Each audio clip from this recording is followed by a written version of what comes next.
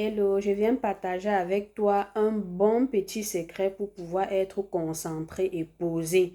Je vais te dire comment je fais pour être concentré et posé.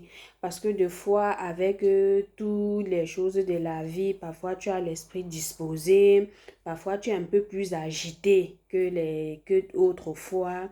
Et il t'arrive, je ne sais pas si parfois tu constates ça, que parfois tu parles même des choses que tu ne voulais pas parler et tu sens que c'est juste parce que ton esprit est tellement dispersé que tu ne parviens plus à te contenir. Du coup, ça te pousse voilà quoi, tu racontes des choses ou peut-être tu dis un truc que tu ne devrais pas dire. Et aussi, parfois, quand tu veux peut-être étudier, tu vois, tu n'es pas concentré. Pour ceux qui sont encore dans les études ou peut-être qui apprennent quelque chose de précis, parfois tu n'es pas concentré, tu n'arrives pas à retenir, tu n'arrives pas peut-être à passer 1 ou 2 heures en train d'étudier quelque chose. Alors, je vais te présenter mon secret pour pouvoir souvent me concentrer et pour pouvoir être davantage posé. Parce qu'une des choses que vous devez savoir, c'est que quand tu n'es pas posé, quand tu as l'esprit agité, comme je disais tantôt, tu te trouves parfois en train de faire des choses que tu ne devrais pas faire. Parfois, peut-être quelqu'un va t'appeler au téléphone, tu vas te trouver en train de dire des choses que tu ne devrais pas dire. Parce que tellement tu n'es pas posé, enfin, tu ne te contiens pas en fait.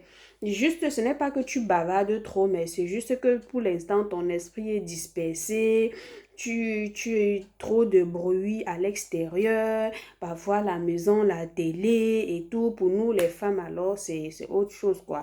Tu es dehors, tu es à l'intérieur. Quand tu es à l'intérieur, tu es en train de cuisiner, tu es en train de... Bref, tu n'as pas facilement le temps vraiment pour te, pour te poser. Et tout ça fait que, voilà, quand par exemple tu es en train de préparer, tu attrapes un coup de fil, voilà, tu te trouves en train de parler parce que c'est un peu comme la suite des mouvements, quoi, la suite de ce que tu fais.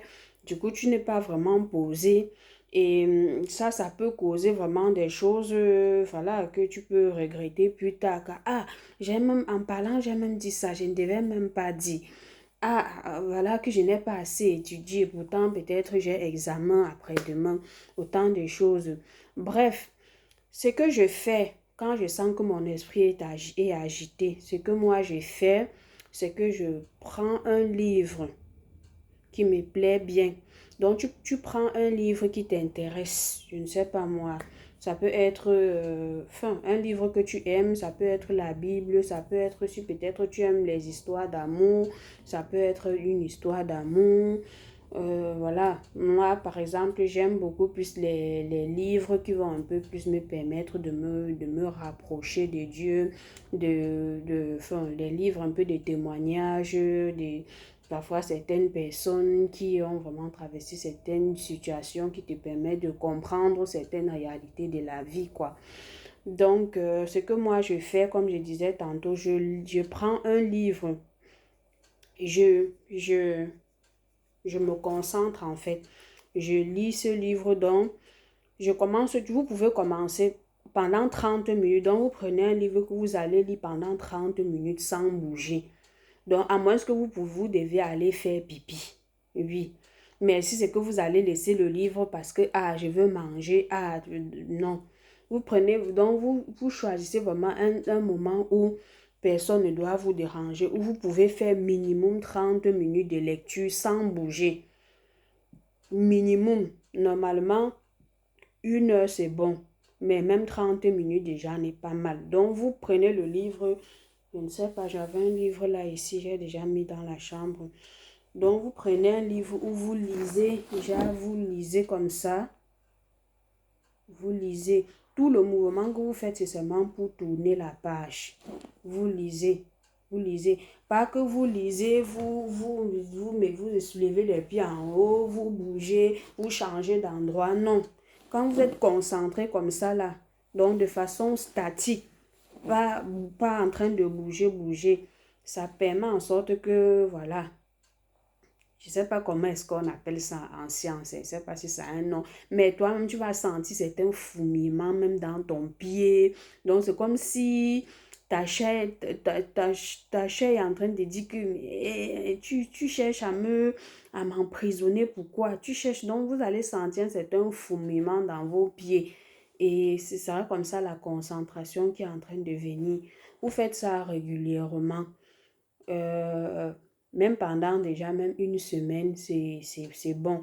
Mais si vous voulez vraiment maintenir la concentration, c'est bien de lire les trucs que vous aimez. Donc, déjà être focalisé sur un truc qui ne vous permet pas de bavarder, mais qui vous permet de, par exemple, de lire. Moi, pour l'instant, je vois seulement lire. Donc, vous lisez étant statique et vous allez voir que la concentration va venir. Vous n'allez plus aussi parler n'importe comment parce que vous serez posé. Vous allez un peu plus, beaucoup plus réfléchir avant de parler. Donc, avant qu'un mot ne sorte dans votre bouche, ça va un peu vous prévenir dans votre esprit, quoi, dans votre cerveau. Donc, vous allez vraiment mettre le OK sur ce mot-là avant que ça va sortir. Pourtant, quand vous êtes agité, parfois en voyant, vous avez déjà lâché. Donc, cette concentration-là permet... C'est aussi ce que les gens font du yoga. Hein.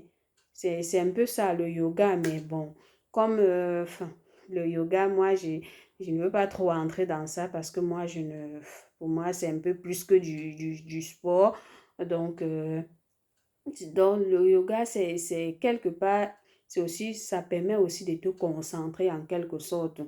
Mais moi, enfin, je ne suis pas trop d'accord avec ça parce qu'il y a un peu un côté spirituel, hein, je pense, qui ne m'intéresse pas.